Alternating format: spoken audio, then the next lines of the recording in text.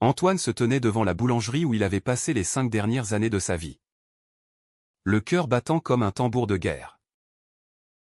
La lettre de licenciement tremblait encore dans sa main. Les mots au comportement incompatible avec les valeurs de l'entreprise gravés comme une sentence. Ce matin-là. Son patron, Monsieur Lefebvre, l'avait convoqué dans l'arrière-boutique et lui avait lancé. D'une voix froide et sans appel, j'ai vu les photos sur les réseaux sociaux. Antoine. Avec cet homme. Ce n'est pas acceptable ici. Le choc l'avait paralysé sur place. Antoine. 28 ans. N'avait jamais caché son orientation sexuelle à ses amis proches. Mais au travail, il avait toujours maintenu une façade professionnelle impeccable. La boulangerie au pain doré. Nichée dans une rue animée du quartier du Marais à Paris. Était son sanctuaire. Il y avait appris l'art de pétrir la pâte à l'aube, de créer des croissants feuilletés qui fondaient en bouche, et de sourire aux clients fidèles qui venaient pour son baguette croustillante. Mais maintenant, tout s'effondrait parce que quelqu'un avait fouillé dans sa vie privée. Était-ce un collègue jaloux? Ou pire, un membre de sa propre famille qui avait vu les photos de lui et Julien lors d'un week-end à la campagne? Julien, son compagnon depuis 2 ans, l'attendait chez eux, dans leur petit appartement du 11e arrondissement. Quand Antoine franchit la porte, les larmes aux yeux, Julien se leva d'un bond du canapé. « Qu'est-ce qui s'est passé ?» demanda-t-il, en le prenant dans ses bras. Antoine raconta tout. La voix brisée, la confrontation humiliante. Les regards accusateurs des autres employés qui avaient assisté à la scène de loin. Julien. 30 ans. Entrepreneur dans le domaine de la tech. Serra les poings. C'est illégal.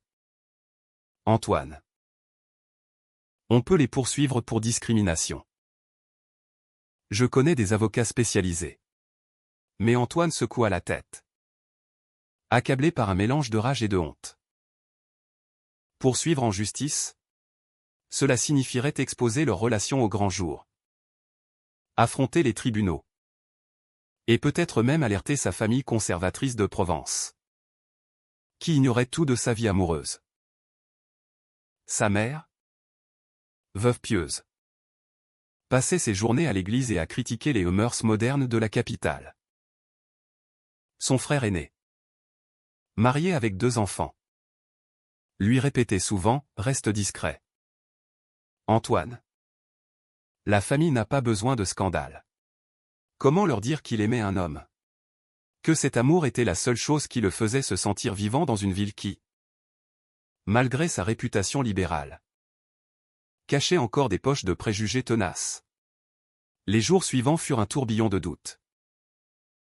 Antoine erra dans les rues de Paris, évitant les regards des passants, se sentant comme un paria. Il postula pour d'autres emplois de boulanger. Mais les refus s'accumulaient. Pas d'expérience récente, disait-il. Ou pire, des silences suspects après avoir vérifié ses références. Julien, de son côté, multiplia les appels à des contacts professionnels. On va s'en sortir, assurait-il. Mais Antoine percevait la tension dans sa voix. Leur relation, jusqu'alors harmonieuse, commençait à craquer sous la pression. Des disputes éclataient pour des riens. Qui paierait les factures ce mois-ci? Pourquoi Antoine refusait-il d'accepter de l'aide financière de Julien? Un soir, assis à la table de la cuisine, Antoine fixa son ordinateur portable. Une annonce en ligne attira son regard, boulangerie à vendre au pain doré. Son cœur s'emballa. Monsieur Lefebvre vendait l'affaire? Apparemment. Des problèmes financiers le poussaient à se retirer.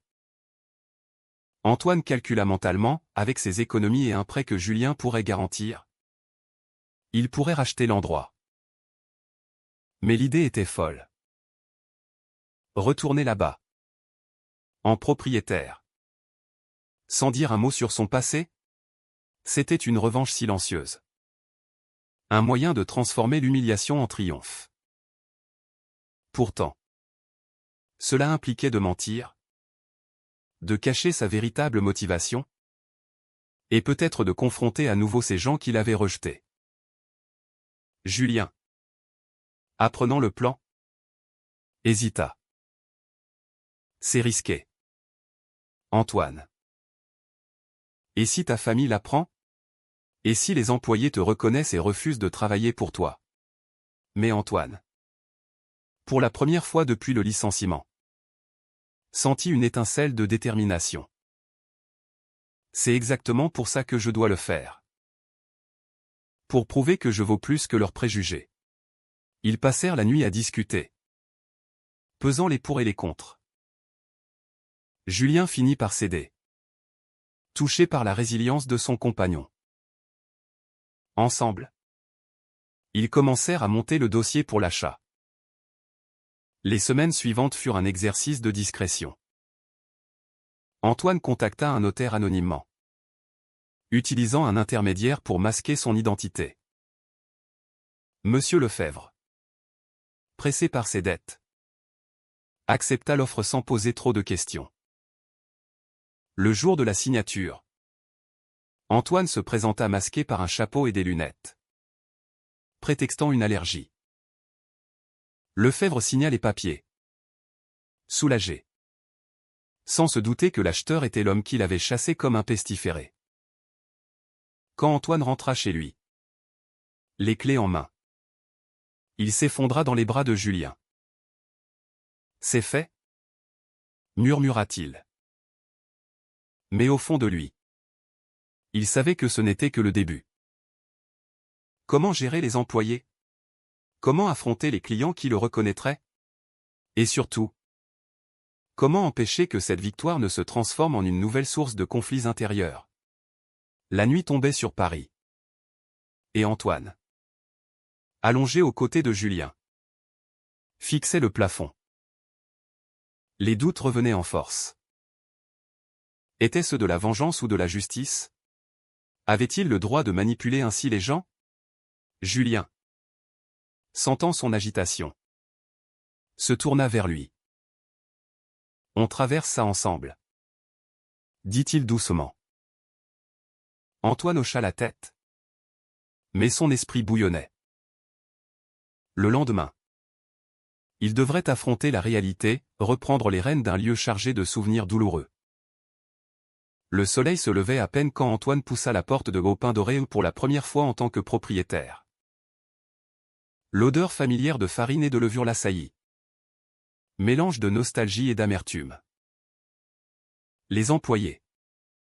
3 en tout au Marie la vendeuse, Pierre le pâtissier adjoint et Sophie l'apprentie le regardèrent avec surprise. « Bonjour. Je suis le nouveau patron, » annonça-t-il d'une voix ferme, enlevant son chapeau. Les yeux s'écarquillèrent. Marie balbutia, « Antoine? C'est toi. » Le silence qui suivit fut pesant. Pierre, qui avait été son collègue pendant des années, croisa les bras. « Qu'est-ce que ça veut dire? Monsieur Lefebvre nous a dit que l'acheteur était un investisseur anonyme. » Antoine, préparé à cette confrontation, répondit calmement, « C'était moi. J'ai racheté l'affaire légalement.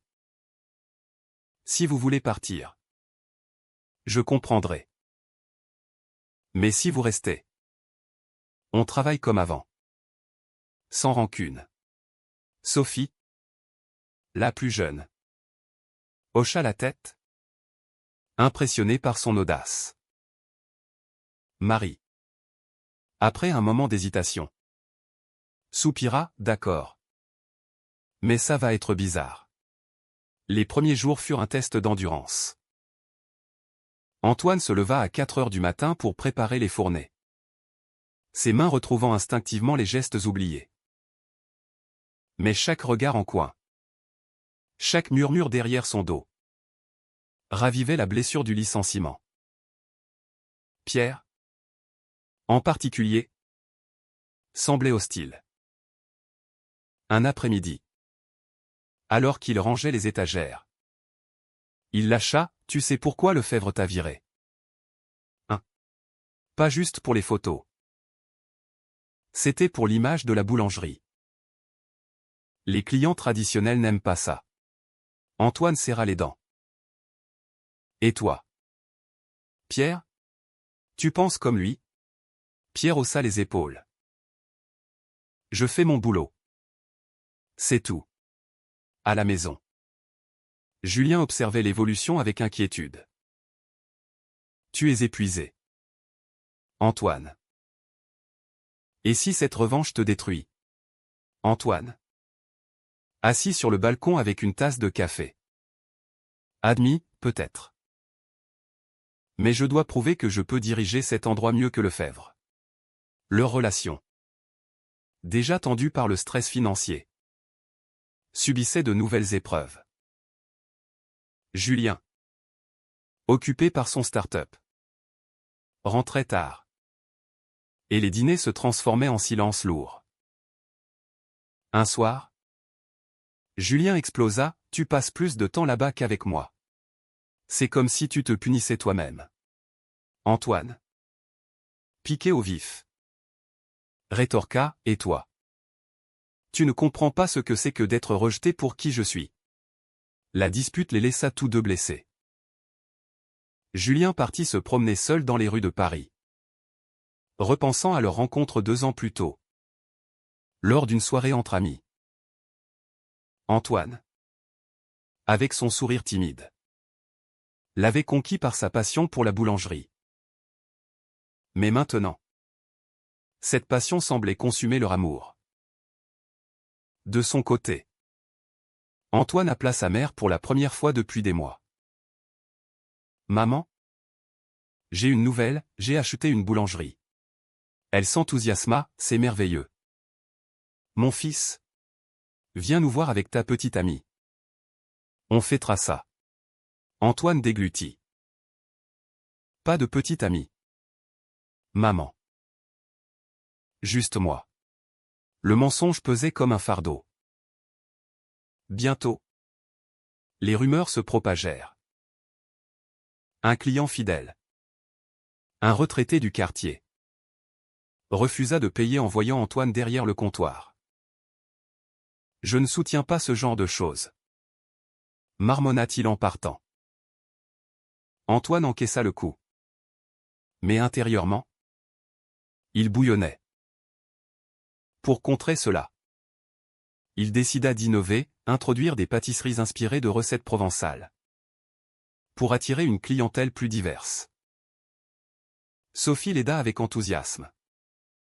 Et les ventes commencèrent à grimper. Pierre, voyant le succès, adoucit son attitude. Mais Antoine se méfiait.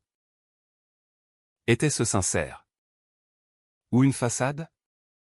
Un jour, un appel inattendu changea tout.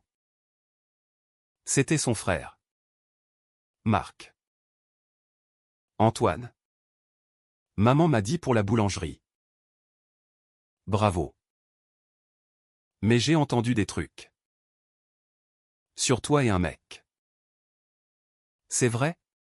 Antoine, pris au dépourvu, nia faiblement. Des ragots. Marc. Mais son frère insista: si c'est vrai, ne le dis pas à maman. Ça la tuerait. La conversation se termina sur une note amère, laissant Antoine face à un dilemme moral: continuer à mentir à sa famille, ou risquer de les perdre pour toujours? Julien, rentrant ce soir-là, trouva Antoine en larmes. Ils parlèrent jusqu'à l'aube, confrontant leurs peurs. Je t'aime, Antoine. Mais cette situation nous ronge. Antoine promit de changer, de déléguer plus. Mais au fond, il savait que le vrai conflit était intérieur, Pouvait-il réconcilier son identité avec les attentes sociales? Les jours suivants, la boulangerie prospéra. Mais les tensions familiales montaient. Marc annonça sa visite prochaine à Paris, forçant Antoine à choisir, cacher Julien ou affronter la vérité. Marc arriva un vendredi après-midi, valise en main, avec un sourire forcé. « Frangin, montre-moi ton empire, dit-il en entrant dans la boulangerie. Antoine, nerveux, le guida à travers les étals odorants. Pierre et Sophie les observaient discrètement. Marc, impressionné, tapa sur l'épaule d'Antoine. Pas mal du tout.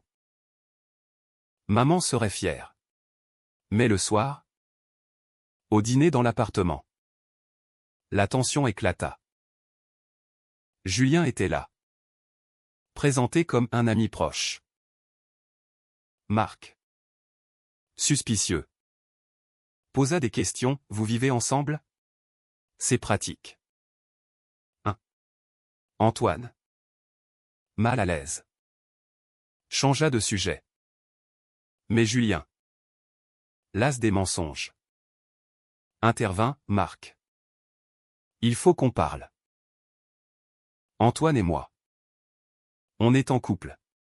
Le silence tomba comme une lame. Marc blêmit. Quoi? Tu es gay? Et tu me l'as caché? Antoine, les yeux baissés, murmura, j'avais peur de ta réaction. Marc se leva d'un bond. Peur? Pense à maman. Elle est fragile depuis la mort de papa. Ça va la détruire. Il partit en claquant la porte, laissant Antoine effondré. Julien le serra dans ses bras. C'était nécessaire. On ne peut pas vivre dans le mensonge éternellement. Mais Antoine doutait. Le lendemain, un message de Marc, je rentre en Provence. Ne dis rien à maman pour l'instant. La trahison potentielle pesait lourd. À la boulangerie, les affaires continuaient. Mais Antoine était distrait. Pierre, sentant la vulnérabilité, approcha, j'ai entendu pour ton frère. Dur. Antoine, surpris par cette empathie, confia un peu. Pierre avoua, moi aussi. J'ai un cousin gay. Lefebvre était un vieux réac. Mais les temps changent. Pourtant, une nouvelle crise surgit. Un article local mentionna la boulangerie, louant le nouveau propriétaire dynamique. Mais un commentaire anonyme en ligne accusa Antoine d'avoir acheté l'endroit par vengeance. Les clients commencèrent à poser des questions. Un groupe conservateur du quartier organisa une petite manifestation devant la porte, scandant des slogans contre les valeurs traditionnelles perverties. Antoine, face à la foule, sentit la panique monter. C'est ma boulangerie. Et elle est ouverte à tous, déclara-t-il d'une voix tremblante. Julien arriva en renfort, tenant sa main publiquement pour la première fois. La scène fit le buzz sur les réseaux sociaux. Des soutiens affluèrent, des associations LGBT envoyèrent des messages d'encouragement. Et les ventes explosèrent grâce à une clientèle progressiste. Mais les coûts étaient élevés. Marc appela. Furieux, maintenant. Tout le monde sait. Maman a vu les photos en ligne. Elle est effondrée. Antoine, le cœur brisé, prit le train pour Provence le lendemain. À la maison familiale, sa mère l'attendit, les yeux rougis. Est-ce vrai? Mon fils, demanda-t-elle d'une voix faible. Antoine s'assit à ses côtés, expliquant tout, son amour pour Julien. Le licenciement? L'achat secret. Je ne voulais pas te blesser. Maman. Elle pleura longtemps. Puis murmura, j'ai toujours su. Au fond. Mais la société. L'Église. J'ai peur pour toi. Ils parlèrent des heures. Confrontant les préjugés inculqués. Marc. Présent. Adoucit son ton, peut-être que j'ai réagi trop vite. C'était un début de réconciliation. Mais fragile. De retour à Paris. Antoine trouva la boulangerie vandalisée, une vitre brisée. Des graffitis homophobes. Pierre et Sophie l'aidaient à nettoyer. On reste avec toi. Dirent-ils. Julien. Organisant une campagne de crowdfunding pour les réparations. Prouva son engagement. Mais Antoine. Épuisé par les batailles. Se questionna, valait-il la peine de tout risquer pour cette victoire? Une offre arriva, un grand groupe voulait racheter la boulangerie à un prix élevé. Vendre signifierait abandonner. Mais aussi la paix. Garder. C'était continuer le combat. Julien le pressa, décide avec ton cœur. Antoine. Après une nuit blanche. Choisit de rester. Mais un twist inattendu, Pierre confia qu'il avait été l'informateur initial de Lefebvre. Par jalousie professionnelle. Je regrette. Avoua-t-il. Antoine. Face à cette trahison. Dut choisir, le virer. Ou pardonner? Il opta pour le pardon. À condition de loyauté absolue. On avance ensemble. Dit-il. Les tensions culminaient. Mais une lueur d'espoir émergeait. Antoine et Julien. Plus unis. Planifièrent un événement, une journée portes ouvertes pour promouvoir l'inclusion. La communauté répondit présent.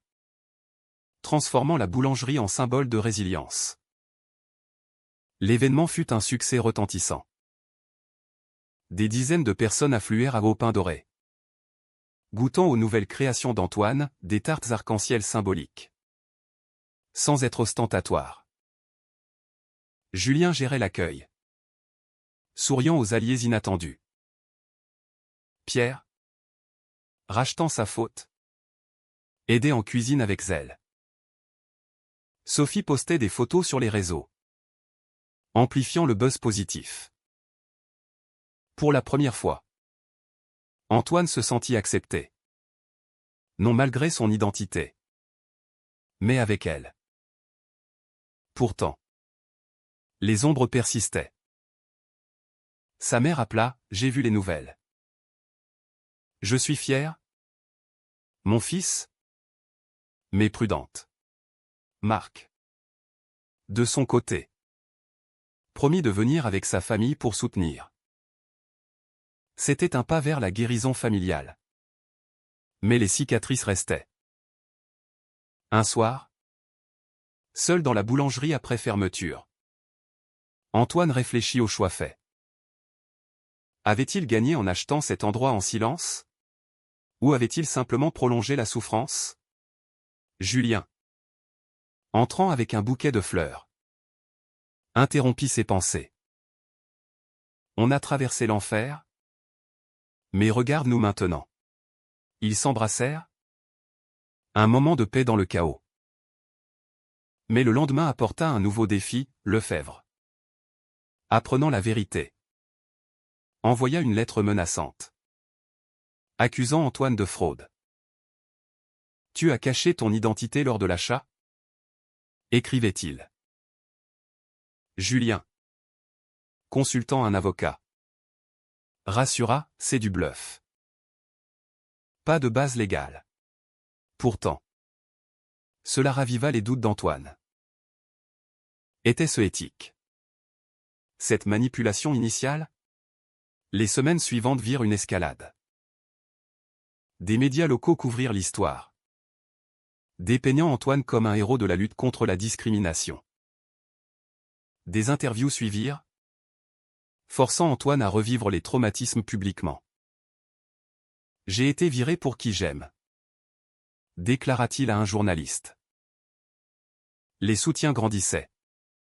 Mais aussi les attaques en ligne, menaces anonymes. Boycotts isolés. Julien, protecteur, installa une alarme. On ne recule pas, affirma-t-il.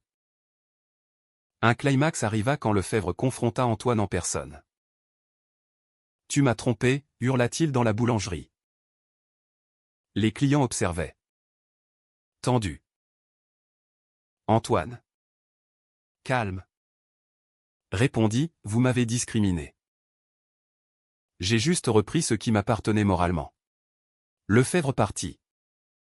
Vaincu. Mais pas avant de lâcher, tu paieras pour ça. Cette nuit-là. Antoine et Julien débattirent, continuer ou vendre? C'est plus qu'une boulangerie maintenant. C'est un combat. Dit Antoine. Finalement. Ils décidèrent de persévérer. Antoine innova encore. Partenariat avec des associations LGBT pour des ateliers. La famille s'impliqua, sa mère envoya des recettes familiales. Symbole d'acceptation. Marc visita avec ses enfants. Apprenant la tolérance. Pierre devint un allié fidèle. Sophie une amie proche. Des mois plus tard. Au Pain Doré l'été florissante. Un havre d'inclusion à Paris. Antoine. Regardant Julien rire avec des clients. Sentit une paix intérieure. Les dommages les nuits blanches. Les disputes. Les rejets en valaient-ils la peine? Oui. Car ils avaient éveillé des consciences. Mais une question persistait. Invitant à la réflexion, la vengeance silencieuse est-elle une forme de justice? Ou simplement une autre chaîne qui nous lie aux préjugés du passé?